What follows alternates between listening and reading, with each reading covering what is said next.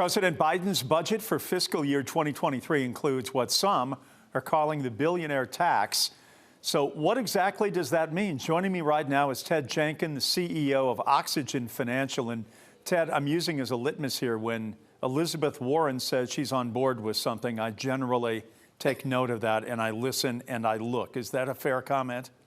Yeah, well, good evening, Jeff. And it probably is a fair comment because this proposal that was set forth by President Biden really dubs something called the billionaire's minimum income tax. And it will affect roughly 20,000 families across the United States and those that are worth more than $100 million. So it's not exactly a billionaire's tax altogether, but these households will pay a minimum income tax if this passes at 20% on their income, and also, Jeff, on something called unrealized gains, like the paper gains in their stock portfolios.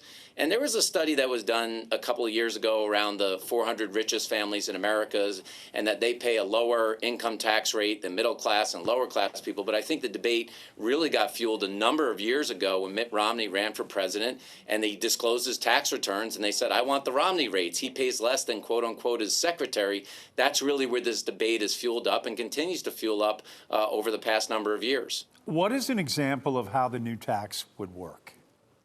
Well, first of all, you have to check a box and say, am I worth $100 million, which is not all mere mortals are worth that kind of money. And did you pay less than 20% minimum income tax? So no one's going to make this kind of money except a few people in America. But if you made $50 million and you only paid $5 million in taxes, that would be 10%.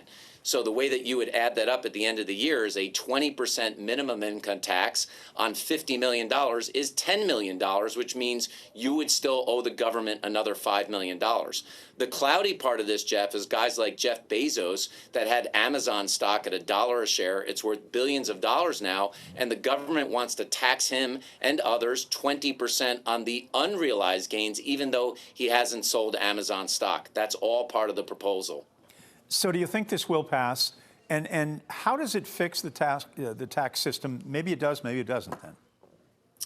I mean, you know, Jeff, I think some of this will pass, but definitely not all of it. It's a little bit better, like you mentioned, than Elizabeth Warren and her proposal on billionaires at some time last year. But as much as you want to take your fair share from wealthy people in America, I think people may not realize that last year, Jeff, in 2021, 57% of all Americans did not pay a dime of federal income tax. So you can't get blood from a stone. Of course, everybody has to pay their fair share, but if 57% of the people are paying no money at all, we're still going to run a $2 trillion deficit fiscally, which is what we're running now. So like everybody at home, Jeff, there's only two ways to fix these kind of problems. You either have to decrease expenses or increase your revenue.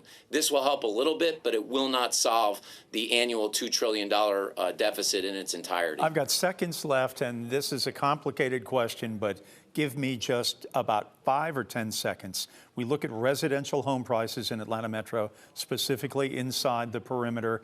They are out of control in terms of lack of inventory, yet small houses have big price tags. Are we set for a bubble, do you think? Inevitably, there'll be a cooling off, not a bubble like 2008. Probably will take a year to 18 months, in my opinion, but this is the law of supply and demand. There's a lot of cash chasing too few inventory or too little inventory. Ted Jenkin, as always, one of the highlights of our day is talking money with you and common sense. We appreciate it, Ted. Thanks. Okay. Thanks, Jeff.